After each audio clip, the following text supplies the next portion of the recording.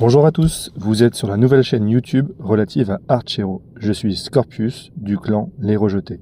De mon côté, je joue depuis environ 4 ans de façon assez régulière puisque j'ai pu atteindre le niveau maximum en NM à ce jour, c'est-à-dire le 78 NM. Bon, ça veut pas dire que j'ai un très gros compte, loin de là, mais je m'en sors pas trop mal.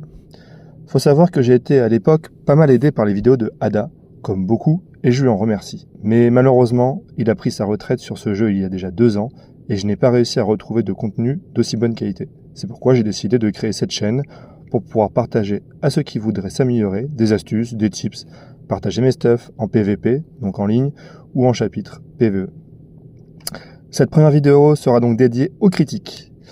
Alors, faut savoir qu'il y a 2 types de critiques, le pourcentage de critiques et les dégâts de coups critiques.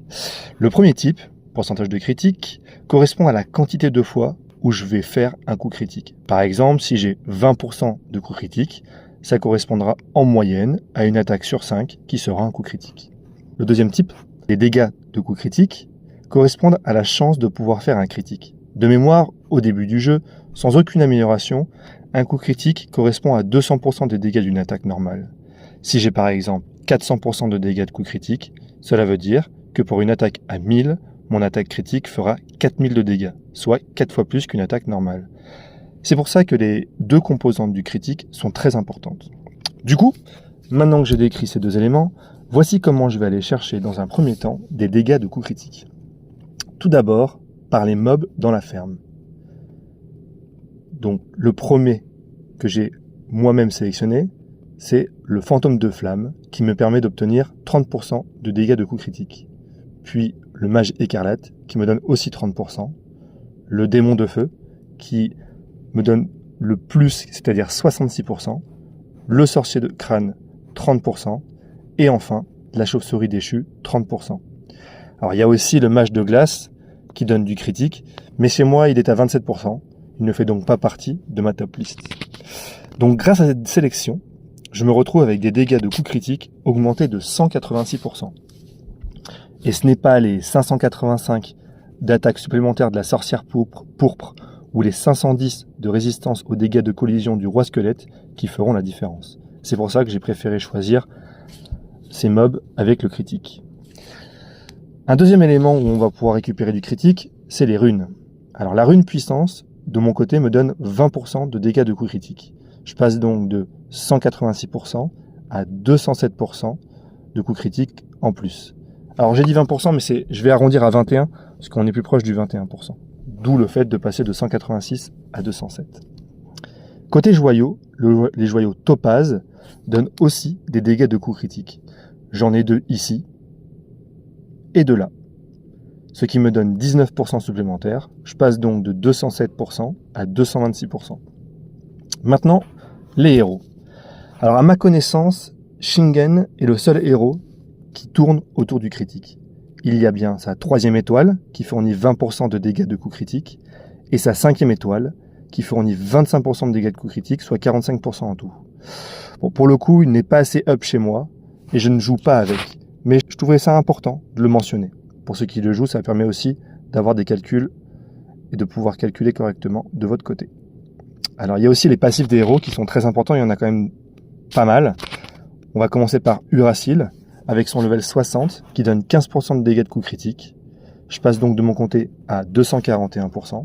Puis Elix avec son level 20 qui donne 20% de dégâts de coups critiques. Je passe à 261%. Ayana avec sa 2e étoile qui donne 15% de dégâts de coups critiques. Je passe à 276%. Rolla avec sa 7e étoile, il faut aller la chercher, qui donne 20% de dégâts de coups critiques. Et pour le coup, je ne l'ai pas encore, mais je suis en train de focus ces shards via les demandes de clan pour augmenter encore mes dégâts critiques.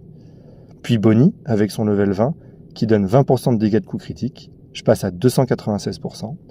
Ombre, ou Shade, pour la version anglaise, avec son level 120, qui donne 10% de dégâts de coups critiques. Je passe à 306%. Et enfin Taiga, avec son level 120, qui donne 17% de coups critiques. Et je passe donc à 323%. Côté bracelet, un seul donne du dégât de coups critiques. Il s'agit du bracelet d'expédition qui donne 40% de dégâts de coups critiques. Et pour le coup, je joue avec, ce qui m'amène à 363%. Côté livre, il faudra bien quand même que je parle de l'Archer des Arcanes, qui, en leg antique, permet de gagner 25% de dégâts de coups critiques lors de l'activation. Pour le coup, je ne joue pas avec, mais ça me semblait important de le mentionner. Pour finir, les glyphes. Alors, je connais pas toutes les glyphes, loin de là, mais de mon côté, j'ai la glyphe d'arme épique 2, qui me donne 9% de dégâts de coups critiques, ce qui m'amène à 372% de dégâts de coups critiques en plus. Je conclurai par le héros joué. Beaucoup de héros donnent au level 40 ou 80 des chances de coups critiques supplémentaires. Je vais pas tous les lister, mais pour le coup, moi qui joue Melinda, je voulais juste souligner les 5% de dégâts de coups critiques au level 80, ce qui m'amène à 377 de dégâts de coups critiques supplémentaires. Et concrètement, voilà à quoi ressemble une partie de mon build lorsque je joue pour passer de nouveaux chapitres. Maintenant, parlons des chances de coups critiques. Côté anneau, bague, il y a 4 items qui se distinguent. La bague loup, qui donne 5%, l'anneau céleste, qui donne 5%, la bague d'expédition, qui donne, elle, 7%, et l'anneau du dragon, qui donne, lui, 8%, à chaque fois en légendaire. Les 3 dernières bagues mentionnées sont vraiment bien, mais pour ma part, je privilégie l'anneau du dragon, qui est pour moi l'anneau le plus polyvalent. Mais je vous expliquerai ça dans une prochaine vidéo.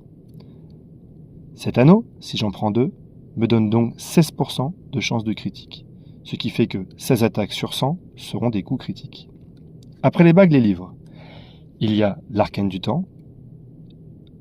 Dans le détail, on voit une ligne qui indique gain d'auto critique lorsque l'outil est activé. On ne connaît pas le pourcentage. À l'activation pour le royaume de glace, on a une augmentation des chances de coups critiques de 20%. Et enfin, l'art du combat, en leg antique, permet de gagner 15% de chances de coups critiques. Maintenant, le passif des héros.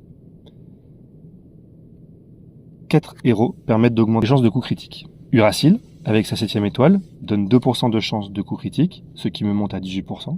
Foraine, avec son level 20 et son level 40, donne 2% de chances de coups critiques à chaque fois, soit 4%, ce qui me permet d'obtenir 22% de chances de coups critiques.